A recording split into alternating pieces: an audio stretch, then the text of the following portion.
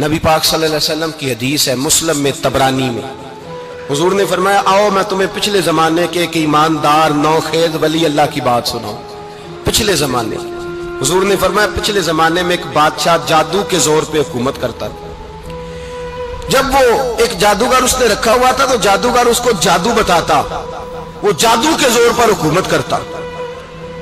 جادوگر بوڑھا ہو گیا تو کہنے لگا بادشاہ کو نوجوان میرے پاس بھیج دے، اب میں بوڑھا ہو گیا ہوں، میرا پتہ کوئی نہیں کب مر جاؤں۔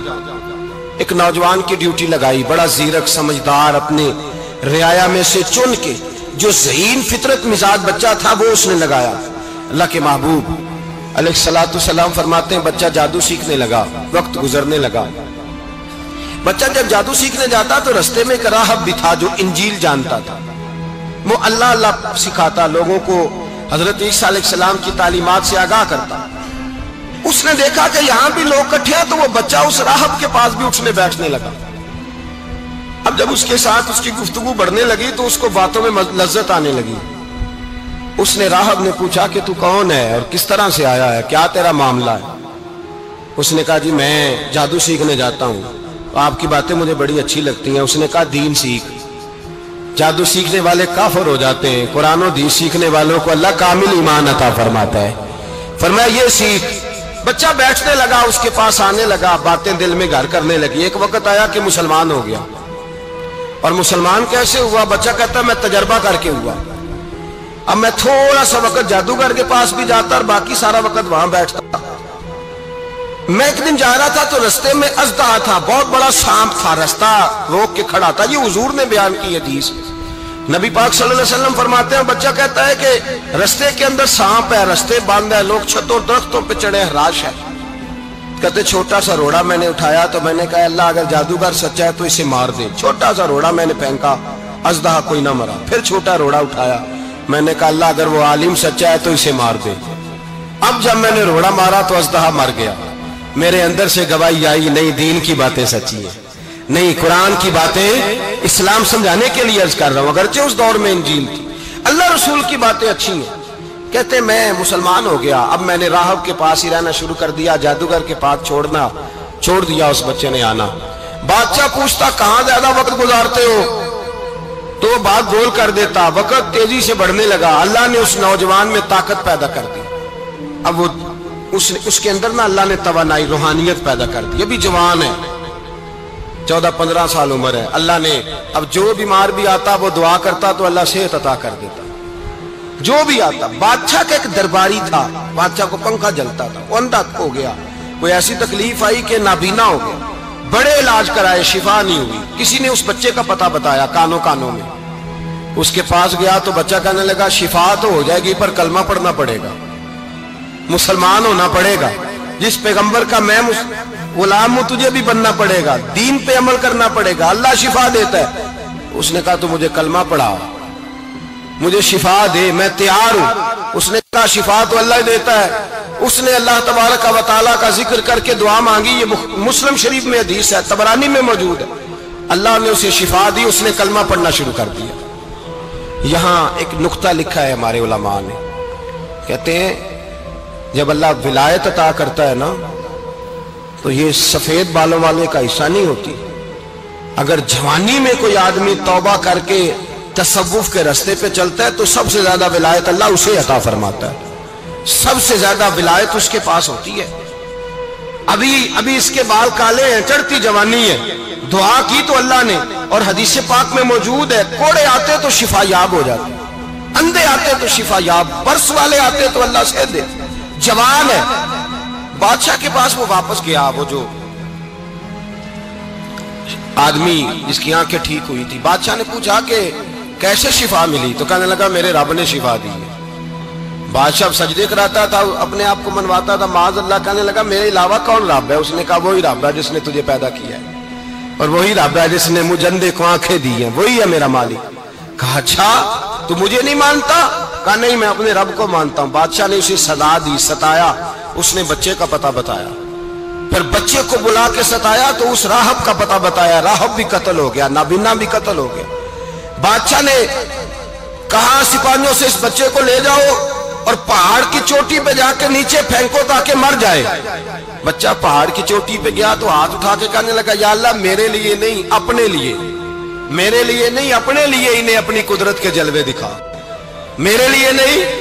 اللہ کے بندے اپنی جان بچانے کی دعائیں نہیں مانگتے، اپنے لیے انہیں اپنی قدرت کے جلوے دکھا۔ یہ دعا مانگی، جتنے لوگ ساتھ آئے تھے وہ سارے زمین پہ گرے اور سب مر گئے، پہاڑ سے گر کے مر گئے۔ بچہ واپس سیدھا بادشاہ کے پاس کہنے لگا لو بھائی میرے رب نے مجھے بچا لیا ہے۔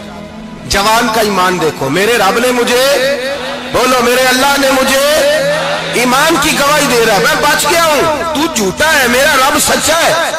اس نے کہا لے جاؤ اس کو دریا میں، کشتی میں بٹھاؤ، بیچ دریا کے جا کے دھکا دے دو۔ بیٹھے کشتی میں، دریا کے بیچ گئے، اور جب جا کے وہاں اس کو دھکا دینے لگے تو اس نے کہا اللہ میرے لیے نہیں اپنے لیے انہیں اپنی قدرت کے جلوے دکھا۔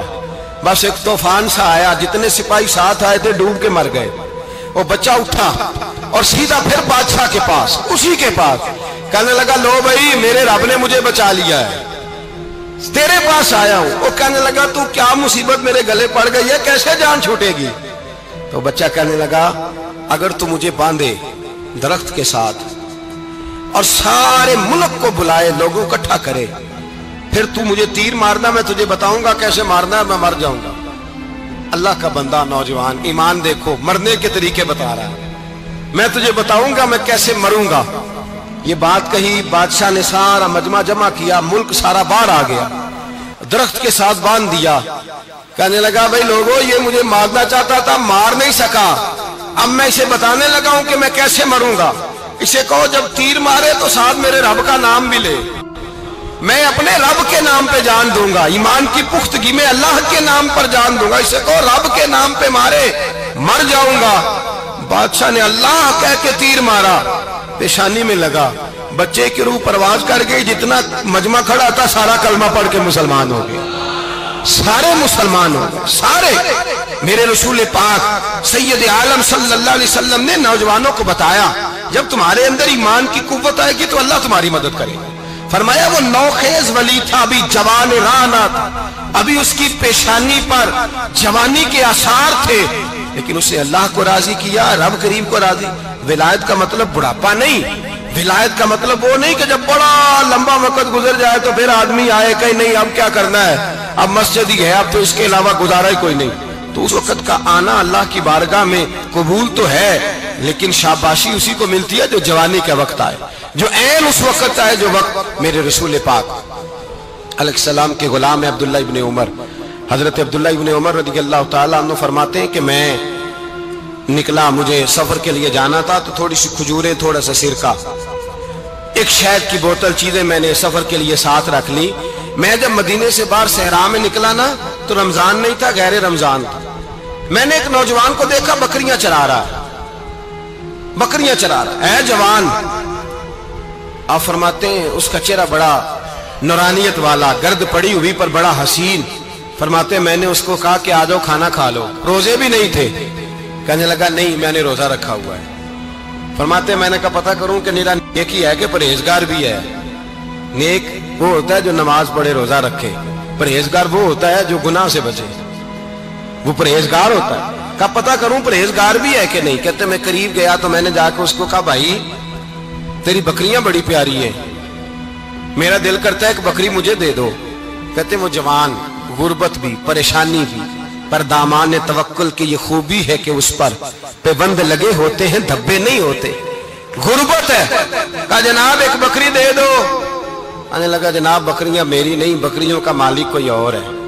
کہتے میں نے آزمانے کے لیے کہا کہ بکریوں کے مالک کو کہنا ایک بکری بھیڑیا لے گیا ہے، کہہ دینا بھیڑیا لے گیا ہے۔ تو کہتے اس نے میری طرف دیکھا، گرد سے اس کے بال لٹے ہوئے، آنکھوں میں روشنی، چہرے پہ اطمینان، لب و لہجے میں ایمان کی طاقت۔ نوجوان کہنے لگا حضور بکریوں کے مالک کو تو کہہ دوں گا بھیڑیا لے گیا ہے، جب عرش کا مالک پوچھے گا تو کیا جواب دوں گا؟ اللہ کو کیا جواب دوں گا؟ کہتے ہیں میں کانپنے لگا، اس کی بات سن کے واپس آیا، جو کام نکلا تھا وہ چھوڑا، واپس لوٹ آیا۔ میں نے پتہ کیا کس کا غلام ہے، پتہ چلا فلاں آدمی کا ہے۔ کہتے میں نے پہلے غلام خریدا، پھر پتہ کیا تیرے پاس بکریاں کتنی ہیں؟ اس نے کہا 400۔ کہتے میں نے مالک سے ساری بکریاں خریدی، پھر غلام کو بلایا، پھر وہ بکریاں تحفے میں دی، تحفے میں۔ کہنے لگا حضور یہ سارا کچھ مجھے کیسے ملا؟ میں نے کہا تیرا ایمان بڑا پختہ تھا تو میرے رب نے تجھے انعام عطا فرمایا۔